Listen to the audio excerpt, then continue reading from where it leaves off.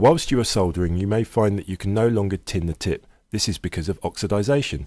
To help recover the tip, we recommend a tip activator.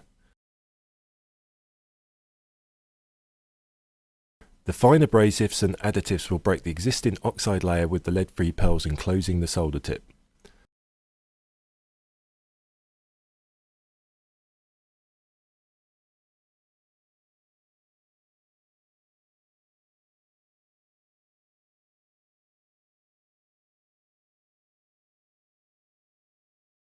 Once the tip has been reactivated, it should be cleaned with a dry cleaner, then immediately tinned with fresh solder.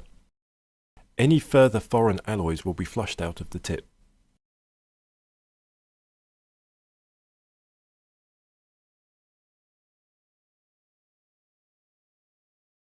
Afterwards, clean the tip again and re-tin with fresh solder. The tip is now ready to use again.